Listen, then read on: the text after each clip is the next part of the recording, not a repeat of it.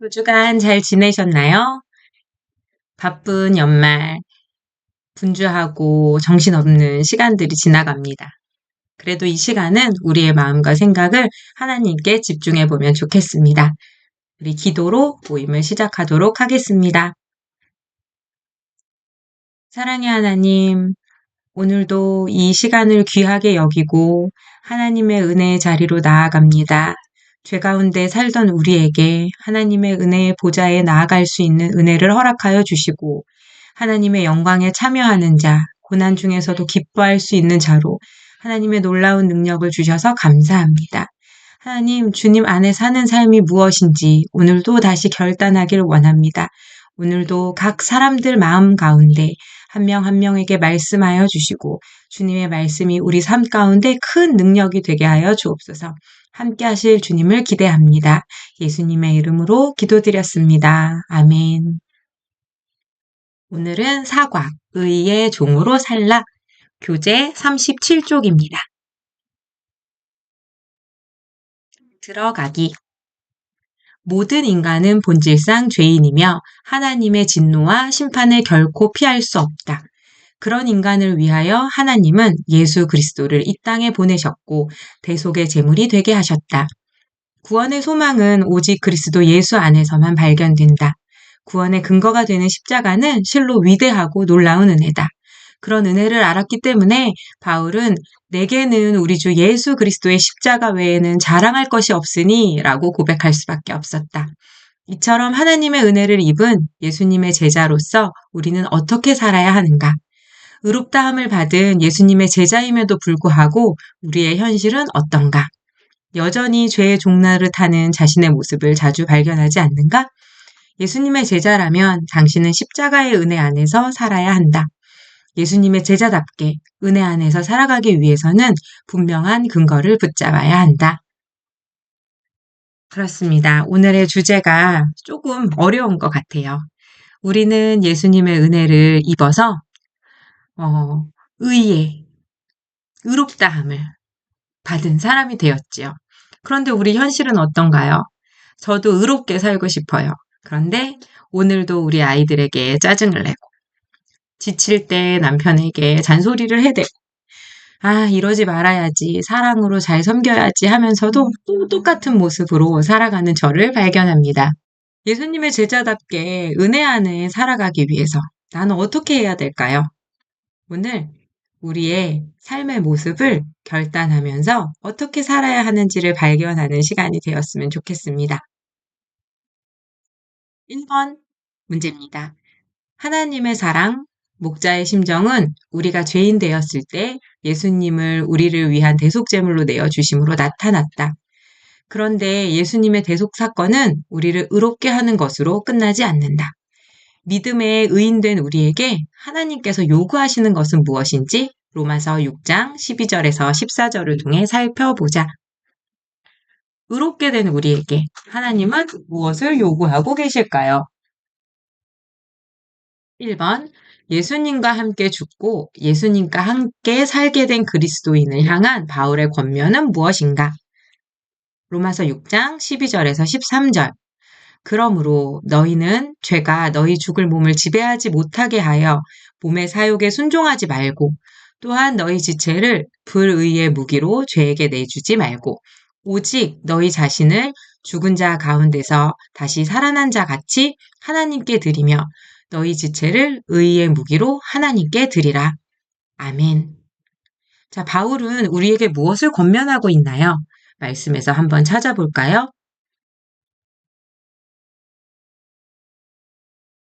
네. 하나님께 드리라 라는 말이 나와 있습니다. 하나님께 드리라. 무엇을 드리라고 하고 있죠? 너희의 지체를 무엇으로? 의의 무기로 하나님께 드리라. 오늘 말씀을 보니까 대조되는, 비교되는 문장들이 자주 나오고 있어요. 그래서 제가 색칠을 좀 해봤는데요. 자, 두 가지 드리라는 말이 나와 있습니다. 죄에게 주지 말고. 죄한테 줄래? 아니면 하나님께 드릴래? 바울이 권면하는 거는 죄한테 주지 말고 하나님께 드려라고 권면하고 있어요. 왜냐하면 무엇을 주냐 하면 너희의 지체를, 너희의 몸을 드리는데 죄한테 주는 것 하지 말고 너희 몸을 드리는데 하나님께 드려라 라고 얘기하고 있죠. 자, 용어가 조금 어려워서 좀 정리를 해보면요. 지체라는 것은 우리 몸의 각 부분을 이야기합니다. 눈이면 눈, 눈이 지체고요. 손이면 손, 손이 지체고 입이면 입, 입의 지체인 거예요. 우리 몸의 각 부분을 하나님께 아니면 죄에게 드릴 수가 있는데 죄한테 주지 말고 하나님께 드려라고 말하고 있어요. 그럼 이게 뭐가 되냐 하면 무기가 된대요. 무기. 불의의 무기, 의의 무기. 여기서 무기라는 건 연장을 말해요. 도구. 혹시 장비빨이라는 얘기 들어보셨어요? 아이를 키우는데 육아 아이템이 많아요. 그러면 안아주는 것도 조금 쉬워지고 수유하는 것도 좀 쉬워지고 목욕시키는 것도 좀 쉬워지고 도구가 많으면 좀 편안해지는 장비빨이 있잖아요. 그런 것처럼 예를 들면 요리를 하는데 막 믹서기도 좋은 게 있고 막 쿠커도 있고 막 이러면 요리를 하기가 쉬워지잖아요. 그런 것처럼 우리의 몸을 불의의 장비가 되게 하는 거예요. 옛날에 떡볶이집에 가면요. 뭐 욕쟁이 할머니라고 있죠. 막 손님이 왔는데 막 어설프게 막 얘기하면 막 찌찌 욕을 하는 거예요. 그래가지고 손님이 까불지 못하게 막 그런 분들 있었어요. 재밌기도 하고 욕이 아니면 막 무섭게 하셔가지고 까부는 사람 말도 찍소리도 못하게 하고 막 이랬죠. 그런 거예요. 우리의 입이라는 지체가 있는데 그거를 욕을 엄청 잘하는 불의의 무기로 쇠한테 줄 수 있어요. 근데 우리의 입을 의의 무기로 어떤 사람을 위로하고 상담해주고 격려해주고 세워주는 그런 입으로 사용할 수도 있죠. 그래서 우리의 지체가 불의의 무기가 될 수도 있고 의의 무기가 될 수도 있다. 그런데 우리의 지체를 의의 무기로 하나님이 사용하시도록 드려라 라고 바울이 권면하고 있습니다. 자, 두 가지가 정리가 됐어요. 우리의 지체를 죄에게 주어 불의의 무기로 드리지 말고 이제 하나님께 드려서 의의 무기가 되게 하라라는 바울의 권면을 말씀을 통해 확인했습니다. 2번 문제로 넘어갈까요? 로마서 6장 12절은 그러므로라는 접속사로 시작한다. 다시 볼까요? 아까 봤던 말씀이 그러므로라고 시작하고 있어요. 그러므로. 자, 그럼 이 단어가 의미하는 것은 무엇인가? 이 의미를 알려면 앞에 있는 말씀을 봐야겠죠? 그래서 12절 앞에 있는 5절과 11절 말씀을 보도록 하겠습니다.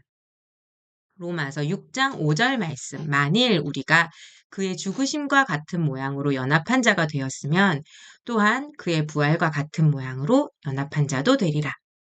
로마서 6장 11절 말씀. 이와 같이 너희도 너희 자신을 죄에 대하여는 죽은 자요.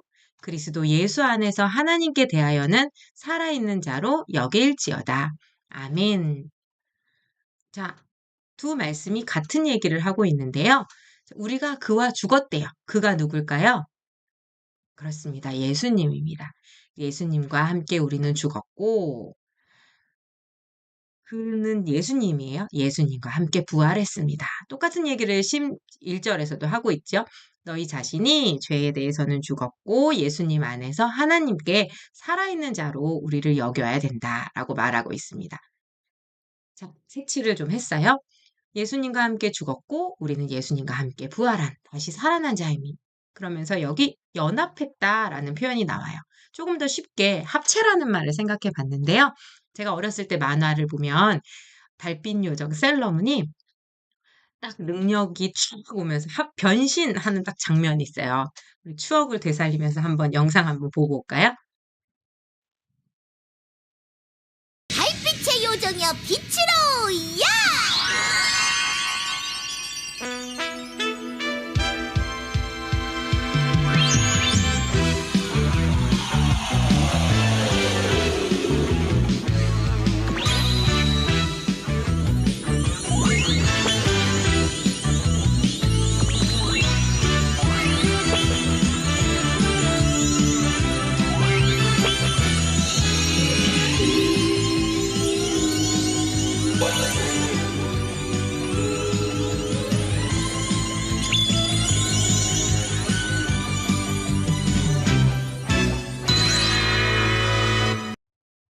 여러분 이제 상상하시는 거예요? 예수님이 우리와 함께 합체하는 거예요. 예수님의 생각이 우리의 머리를 탁 지배하고 나의 손과 발이 예수님의 손과 발이랑 탁 합쳐지는 거예요. 내 발, 손, 이제 하나님의 손과 발이 되었어요. 진리의 허리띠를 딱 차고 하나님과 합체했습니다. 자, 예수님과 하나 된 우리는 십자가의 골고다 언덕을 넘어 십자가에서 죽었어요. 우리의 죄는 모두 죄값을 치렀어요. 그리고 예수님이 부활하심으로 우리가 같이 부활했어요. 그래서 우리는 하나님 안에서 의로운 자, 살아있는 자가 되었다는 거예요. 되셨나요? 네. 오늘 말씀이 우리는 예수님과 하나 된 사람으로 죽었고 다시 부활했다라고 말하고 있습니다. 그러니까 전에는 죄 속에 살던 우리였는데, 죄에 질질 끌려가던 우리였는데, 예수님과 하나가 됨으로 우린 죄에 죽고 하나님 안에 사는 자가 되었어. 그러니까 이제 너의 몸을 하나님이 기뻐하시는 의의 무기가 되도록 드려라고 바울이 얘기했던 거죠. 됐을까요? 여러분 아셔야 돼요. 우리는 예전에 그런 하나님을 믿기 전에 우리의 모습이 아니에요. 셀러문이 막 변신하고 능력이 팍 된다면 어떤 악당도 다 이길 수 있어요. 그죠? 제가 만화를 여러 번 봤는데 한 번도 진 적이 없어요. 근데 셀러문이 변신하기 전에는 어때요? 일반인이에요, 일반인. 어, 힘도 약하고요. 마법의 힘도 없어요. 그러니까 이길 힘이 없는 거죠. 어. 근데 우리가 예수님과 딱 합체를 하면 우리는 이 영적 전쟁에서 승리할 수 있는 능력의 사람이 된 거예요. 하나님 안에 있는 사람, 하나님의 능력이 나에게 있는 사람이 된 거죠. 그 예전에 죄에 질질 끌려서 살던 그런 우리의 존재가 아니라는 얘기를 하고 있는 겁니다. 자, 3번입니다. 본문이 말씀하는 것처럼 예수님과 연합된 그리스도인은 자신의 지체를 하나님께 드려야 한다. 바울이 이렇게 말하는 이유가 무엇인지 생각해 보라. 말씀에서 찾아보겠습니다. 로마서 6장 14절. 죄가 너희를 주장하지 못하리니 이는 너희가 법 아래 있지 아니하고 은혜 아래 있음이라. 로마서 3장 23절에서 24절 말씀. 모든 사람이 죄를 범하였음에 하나님의 영광에 이르지 못하더니 그리스도 안에 있는 속량으로 말미암아 하나님의 은혜로 값없이 의롭다 하심을 얻은 자 되었느니라. 아멘. 자, 우리 지난 시간에 배웠던 말씀들이 오늘 다시 등장해 주고 있습니다. 색칠을 해봤습니다. 여러분, 우리는 더 이상 율법 아래 있는 자가 아닙니다. 예수님의 은혜 안에 그리스도 예수님의 속량을 통해서 의롭게 된 사람들이죠.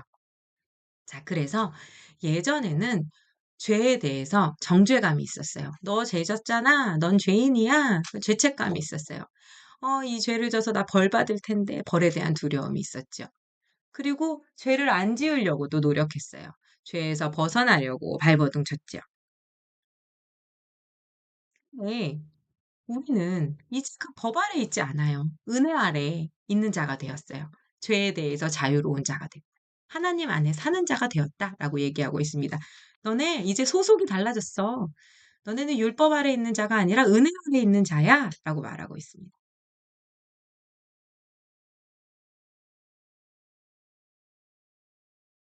되셨나요? 우리는 죄책감에 발버둥 치며 벌 받을까 봐 무서워하는 자가 아니에요. 우리는 죄를 졌는데 하나님이 죄 없다. 죄의 자유로움을 우리에게 주신 그 은혜 아래 거하는 사람이라. 자, 토픽 두 번째 주제로 넘어가 보죠. 그리스도인은 법 아래 있지 않고 은혜 아래 있는 사람이다. 은혜 아래 있는 사람은 어떻게 살아야 하는지 로마서 6장 15절에서 18절을 찾아보자. 본문에는 대조와 반복이 많이 나타난다. 어떤 것들이 있는지 살펴보고 이를 통해 무엇을 강조하려고 하는지 찾아보자. 로마서 6장 15절에서 18절 말씀입니다. 자, 대조랑 반복을 비교해 보면서 찾아보세요. 그런즉 어찌하리요? 우리가 법 아래 있지 아니하고 은혜 아래 있으니 죄를 지으리요? 그럴 수 없느니라. 너희 자신을 종으로 내주어 누구에게 순종하든지 그 순종함을 받는 자의 종이 되는 줄을 너희가 알지 못하느냐? 혹은 죄의 종으로 사망에 이르고 혹은 순종의 종으로 의에 이르느니라. 하나님께 감사하리로다. 너희가 본래 죄의 종이더니 너희에게 전하여 준 바 교훈의 본을 마음으로 순종하여 죄로부터 해방되어 의에게 종이 되었느니라. 아멘. 자, 찾아봅시다. 서로 대조되고 있고 반복되고 있는 말들을 찾아보려고 합니다. 자, 첫 번째 줄부터 찾아볼까요? 우리가 법 아래 있지 아니하고 법과 대조되는 게 뭔가요? 그렇습니다. 은혜 아래 있습니다. 법과 은혜가 대조되고 있죠. 그 다음에 뭐가 나오고 있죠?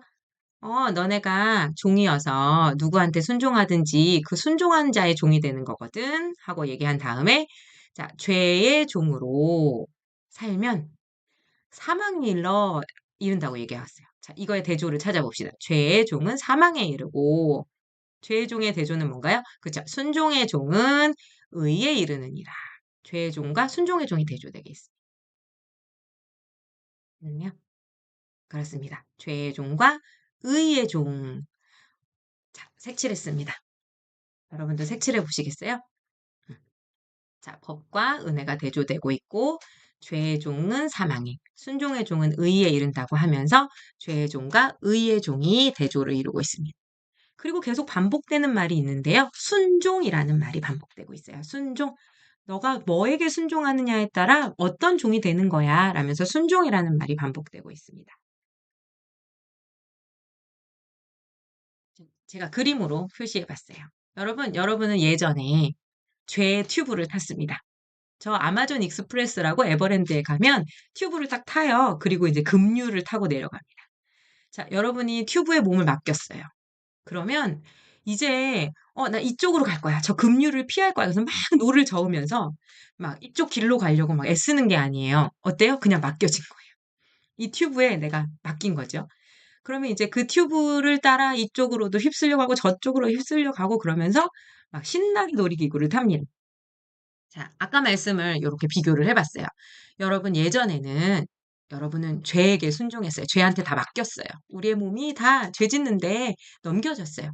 그래서, 어, 세상 풍파에 무섭고 두려움과 걱정과 근심과 이 문제를 어떻게 해결해야 되는지 발버둥 치면서 살았지요. 그죠? 아마 그래서 더 염려와 근심과 걱정이 많았는지 모르겠어요. 근데 여러분, 이제 여러분의 소속이 바뀌었습니다. 우리는 의의 하나님의 종으로 의의 튜브로 갈아탔습니다. 그래서 이제 이 튜브에 맡기는 거예요. 하나님께 맡겼어요. 음. 그러면 이 튜브를요, 여러분이 오른쪽으로 가려고 왼쪽으로 가려고 노력하지 않으셔도 돼요. 하나님한테 순종하는 거예요. 하나님한테 맡기는 거예요. 그럼 하나님이 신나게 이 파도를 헤치고 가십니다. 급류를 슉슉슉슉. 그래서 이제 신나고 즐거운 거예요. 어때요? 같은 튜브를 탔는데 두려움이 휩싸이고 근심과 걱정을 할 수도 있지요. 튜브를 탔는데 신나고 즐겁고 기쁠 수도 있어요. 같은 급류인데도요. 맞는 비교인지는 모르겠어요. 음. 여러분, 여러분 죄에게 순종하여 죄의 튜브를 타겠습니까? 의에게 순종하여 하나님 안에 평안과 기쁨을 누리겠습니까? 오늘 너 죄에게 순종해서 죄 짓지 마. 너 열심히 하나님이 시키는 거에 순종해서 착하게 살려고 노력해야 돼. 그 얘기를 하는 게 아니에요. 오늘 말씀에서 뭘 강조하고 있어요? 순종, 순종, 순종. 저는 순종이 되게 많이 눈에 들어왔어요.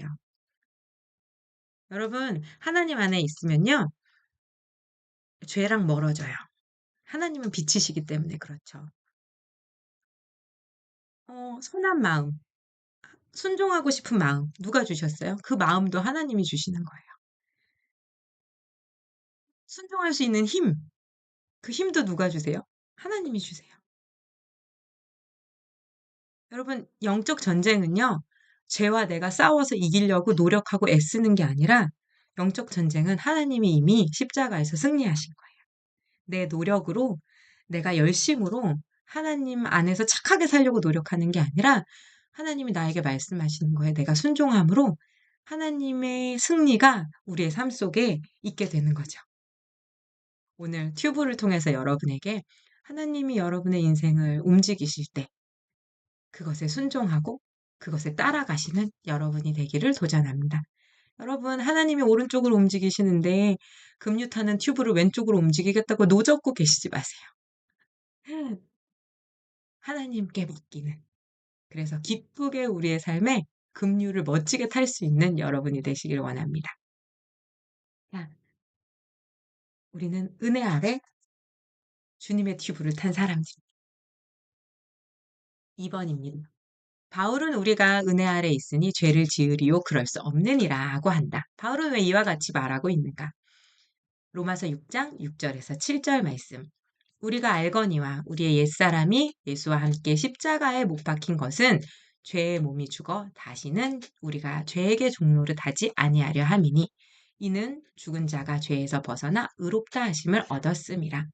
그러므로 내 형제들아 너희도 그리스도의 몸으로 말미암아 율법에 대하여 죽임을 당하였으니 이는 다르니 곧 죽은 자 가운데서 살아나신 이에게 가서 우리가 하나님을 위하여 열매 맺게 하려 함이라. 아멘. 그렇습니다. 우리는 더 이상 죄에게 종노릇하지 않아요. 우린 죄에서 벗어났습니다.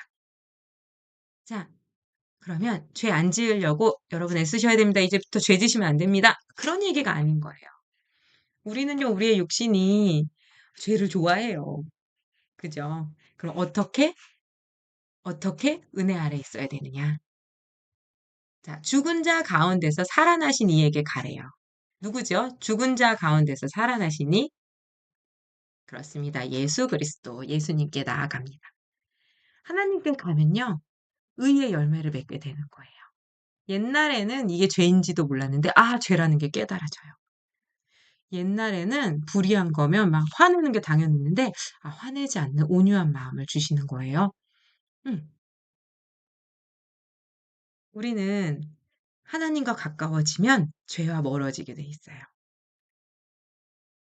빛이 비추면 어두움이 사라지는 것처럼. 우리의 삶 속에 하나님과 살다 보니까 하나님은 어떻게 하실까? 하나님은 무엇을 원하실까? 그런 생각이 드는 거예요. 그래서 우리의 삶이 은혜 아래의 삶으로 죄를 점점 멀어지게 하는 삶으로 변화되게 되더라고요. 새해 첫날입니다. 오늘이 1월 1일이죠. 혹시 새해 해돋이 보셨나요? 자, 제가 준비했습니다. 2026년 해뜨기 44분 전 깜깜한 어둠 속에 있었습니다.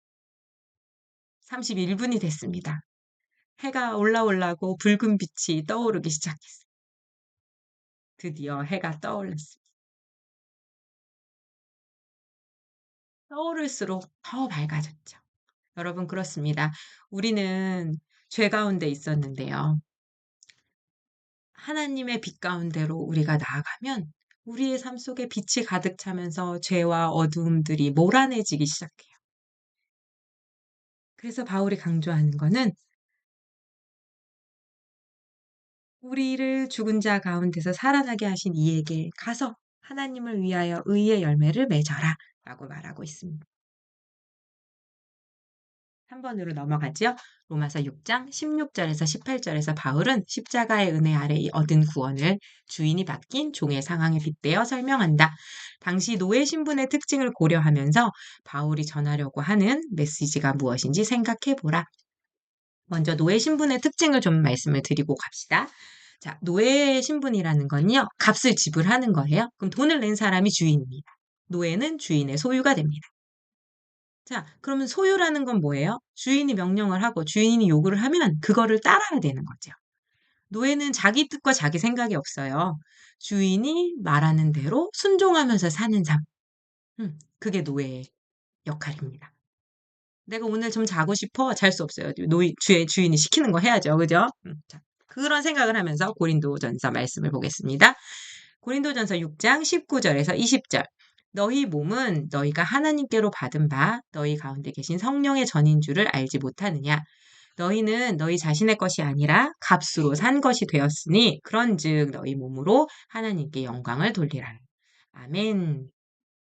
자, 여러분은 여러분의 자신의 것이 아니랍니다. 보시나요? 값으로 샀대요. 누가 사셨나요? 그렇죠. 예수님의 피값으로 우리를 하나님께서 사셨어요. 그럼 우리의 주인은 누군가요? 하나님이시죠. 그래서 우리 가운데 성령님이 거하십니다. 자, 우리는 구원으로 십자가 구원의 은혜로 우리의 주인이 바뀌었습니다. 여러분 예전에는 여러분이 여러분의 삶의 주인이었다면 이제 주인이 바뀌었어요. 성령님이 내 안에 계시면서 저에게 요구하셔요. 저한테 말씀하세요. 하나님이 우리의 주인이셔요. 그러면 우리는 주인의 명령에 순종하는 자가 되어야 된다라는 말씀을 하고 있는 겁니다. 여러분은 죄로부터 해방되어 의의에게 종이 되었느니라는 말씀처럼 의의의 종이다. 의의의 종으로서 당신은 어떻게 순종하고 있는가? 그렇습니다. 하나님이 무엇을 원하실까? 하나님은 무엇을 기뻐하실까? 이렇게 하면 하나님은 슬퍼하지 않을까? 하나님이 이렇게 하는 거 싫어하지 않을까? 언젠가 우리의 눈에 뭐가 생겼어요? 하나님의 안경이 생겼어요. 하나님의 관점으로 세상을 보는 눈. 우리의 마음에 하나님의 찔림이 생겼어요. 그쵸?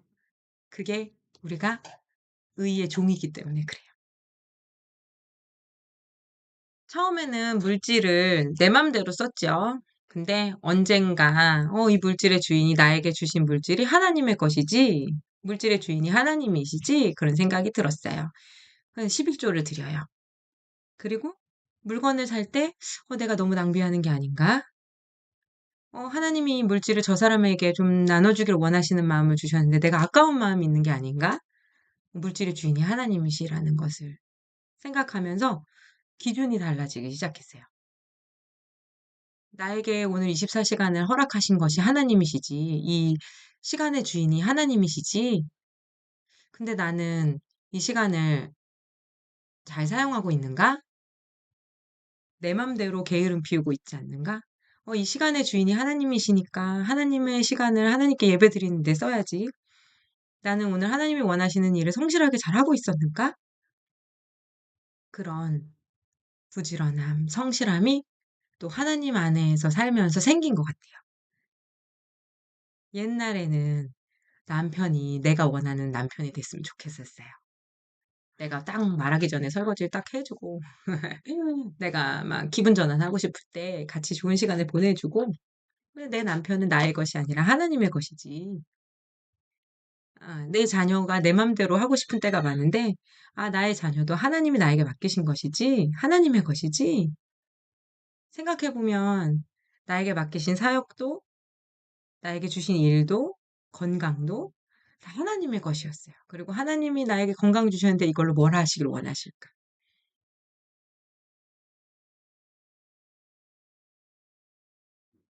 여러분은 의의 종으로 하나님이 원하시는 것에 순종하고 계신가요? 하나님이 원하시는 것에 순종하는 의의 종으로 살기를 소망합니다. 의의 종의 삶은 우리에게 무거운 멍해가 아니라 놀라운 선물이 약속된 영광스러운 은혜의 삶이다.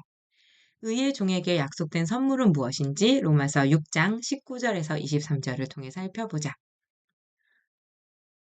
아까 나눔에서 생각해 보면요. 내 시간도 하나님의 것, 돈도 하나님의 것, 나에게 주신 모든 사람도 다 하나님의 거야. 그럼 하나님의 뜻대로 살아야 돼. 어, 나 예배도 하나부터 빠지면 안 되겠고, 나 11조도 아까워하지 말고 내야 되겠고, 막. 하나님의 종으로 사는 것도 쉽지 않잖아요. 그죠? 어려워. 나 어떻게 그렇게 살아? 막 이렇게. 답답하지 않으십니까? 막 얽매인 것 같은 부담이 되지 않으십니까? 여러분, 뭐 아십시오. 의의 종으로 사는 자에게 선물이 약속되어 있습니다. 여러분, 이거는 힘들고 어려운 일이 아니에요. 기뻐하고 감사할 일인 거예요. 우리 말씀을 통해서 볼까요? 의의 종이 맺는 열매는 무엇인가? 죄의 종이 맺는 열매와 어떤 차이가 있는지 비교하고 각각의 의미를 연구해 보라. 여러분, 의의 종에게도 열매가 있습니다. 죄의 종에게도 열매가 있습니다. 로마서 말씀을 봅시다. 로마서 6장 21절에서 23절 말씀. 너희가 그때 무슨 열매를 얻었느냐? 이제는 너희가 그 일을 부끄러워하나니 이는 그 마지막이 사망임이라. 그러나 이제는 너희가 죄로부터 해방되고 하나님께 종이 되어 거룩함에 이르는 열매를 맺었으니 그 마지막은 영생이라. 죄의 삭은 사망이요 하나님의 은사는 그리스도 예수 우리 주 안에 있는 영생이니라. 아멘. 자, 여기도 두 개의 대조가 나옵니다. 죄의 열매 찾으셨나요? 의의 종의 열매 찾으셨나요? 그렇습니다. 죄를 졌어요. 싸우기도 했어요. 욕도 했어요. 술도 먹어봤어요. 결국은 어때요? 부끄럽죠. 그 모습들이. 죄의 열매는 부끄러움이에요. 그리고 결국은 사망이죠. 내가 원하는 대로 돈을 펑펑 쓰면서 막 부유하게 살아봤어요. 내가 높은 지위를 얻어서 권력을 얻어봤어요. 결국은 뭐예요? 하나님을 모르는 의의 종으로 살지 못했다면 그 결국은 사망이에요. 그런데 의의 종의 열매는 어떻습니까? 하나님께 종이 되어 거룩한 열매를 맺기 시작합니다. 여러분의 삶에 거룩의 열매들이 맺히기 시작했습니까? 욕하던 나의 입술이 거룩한 입술이 되었습니까? 우리 가정이 좋은 믿음의 가문으로 세워져 가는 열매를 얻으셨습니까? 그리고 그 마지막은 뭡니까? 영생입니다. 영원한 생명을 우리에게 주신다고 얘기합니다. 자, 죄의 삭슨. 삭슨, 월급을 말해요. 급여. 죄를 지면 월급이 따박따박 나오는데 사망의 월급, 사망의 급여가 나오는 거예요. 근데 하나님의 은사는, 하나님의 선물은 영생입니다. 예수님 안에서 우리가 받은 영생입니다. 자, 여러분, 하나님의 은사, 선물로 우리에게 주신 열매는 결국 영생입니다. 제가 멋진 나무를 하나 집어넣는데요. 여러분, 하나님 안에서 살면서 어떤 열매들이 맺히기 시작했습니까?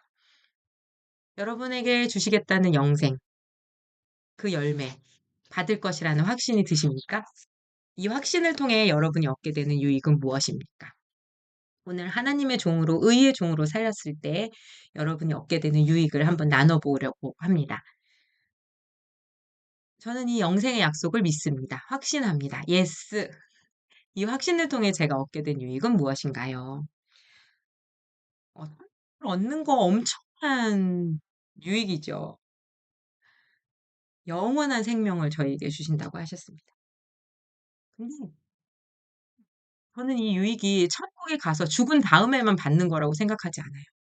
저는 예수님을 만나고 제가 처음에 말했었지만 나의 낮았던 자존감, 상처, 부정적인 생각들이 주님 안에서 회복됐어요. 치유됐어요. 나는 되게 소중한 사람이고 하나님이 날 사랑하는 사람이라고 생각만 얻은 게 아니라 내 안에 내 자아가 하나님 안에서 달라지는 유익을 얻었어요.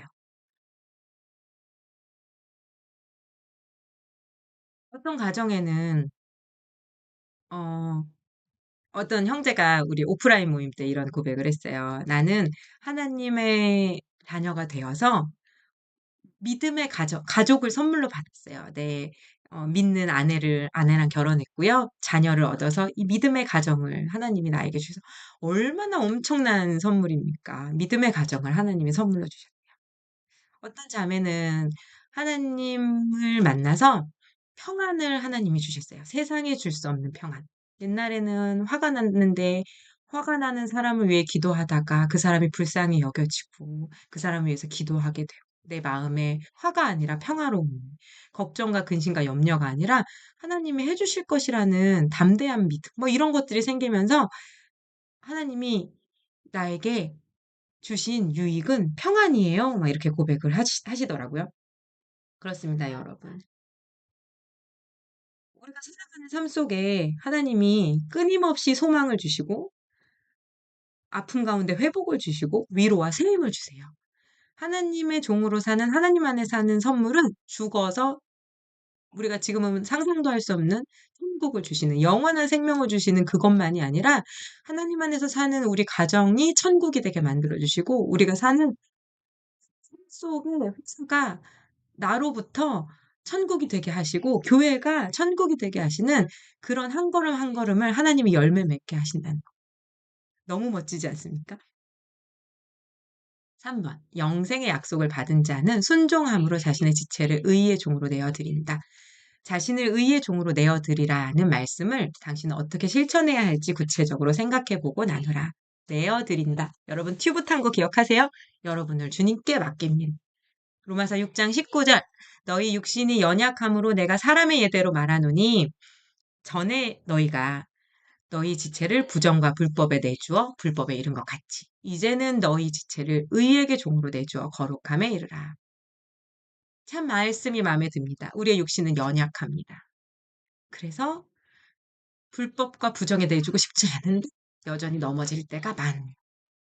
그런데 이제 종으로 내주어 거룩함에 이르길 도전합니다. 어떻게 실천해야 될까요?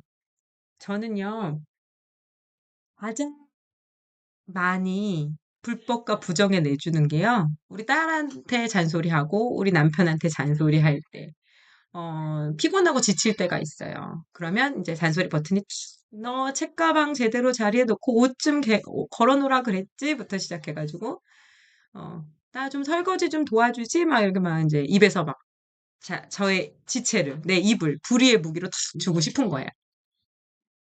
그때 마음에 성령님께서 하나님이 나의 주인 되셔서 저한테 짜증내지 말고 화내지 말아야 되는데, 나 정말 너무 지금 짜증이 나는데, 마음의 찔림과 멈추고 싶은 그런 신호를 주시잖아요. 그때 의에게 순종하는 거예요. 참 어렵지만, 자, 잔소리하고 짜증내려는 나의 입술을 하나님께 드립니다. 이를 악물고, 하나님, 우리 아이들의 습관과 삶을 바꿔주세요. 하나님, 내가 지금 많이 힘들고 지쳤어. 나에게 힘을 주세요. 나에게 도와줄 수 있는 사람을 붙여주세요. 음, 나의 입술을 기도의 자리로, 나의 입술을 의의 무기로 하나님께 드리는 거예요. 그렇게 실천해 보고 싶어요. 4번 문제입니다. 은혜로 얻은 구원은 방종주의를 말하는 것이 아니라는 게 분명해졌다. 여러분, 우리는 은혜 아래 있습니다. 죄를 져도 지옥에 가지 않아요. 제가 오늘 딸한테 잔소리한다 그래도 저 지옥 가지 않아요. 왜요? 예수님이 그 죄도 십자가에 이미 못 박혀 죽으심으로 용서해 주셨어요. 그래서 박살하면 돼요? 안 돼요. 오히려 의의 종으로 거룩함에 이르는 열매를 맺는 제자의 삶을 살아야 합니다. 바울이 감사하리로다라고 외쳤어요. 여러분도 의의 종이 된 것에 대해 감사가 있습니까? 그렇습니다. 저는 더 이상 죄에게 종노릇하지 않게 의의 종으로 살게 해주신 하나님께 감사해요. 그리고 내가 하나님이 주시는 마음에 순종할 때 내 삶의 의의 열매들이 가득하게 거룩함의 열매들을 맺추게 해주신다는 그분들에게 또 감사해요. 그래서 열매를 맺기 위해 결단해야 될 게 무엇인지 열심히 찾아봤는데 저 구체적으로 힘들 때 짜증내지 않겠습니다. 그리고 교만한 마음으로 딸에게, 사람들에게 이래라 저래라 명령하고 가르치고 하지 않겠습니다. 이렇게 먹었어요. 하나님, 내가 주인 되어서 내 맘대로 하고 싶은 나의 삶의 영역이 여전히 있습니다.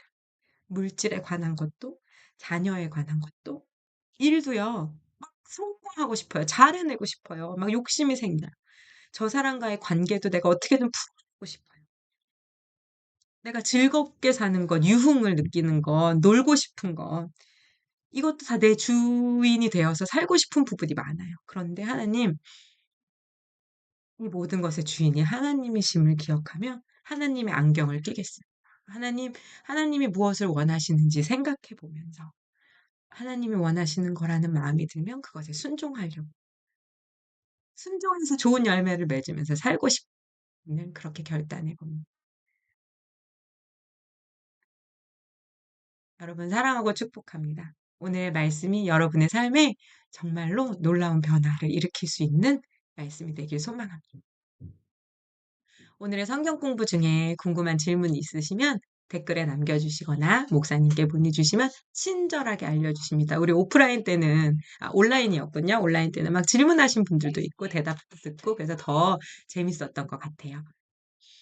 자, 카톡방에 여러분의 기도 제목과 또 궁금증 같이 올려주시면 좋을 것 같고요. 다음 주가 벌써 5가입니다.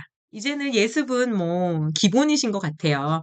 하나님의 자녀, 하나님의 상속자 5가 예습해 오시고요. 6가가 마지막입니다. 그러니까 이제 2가밖에 안 남았어요.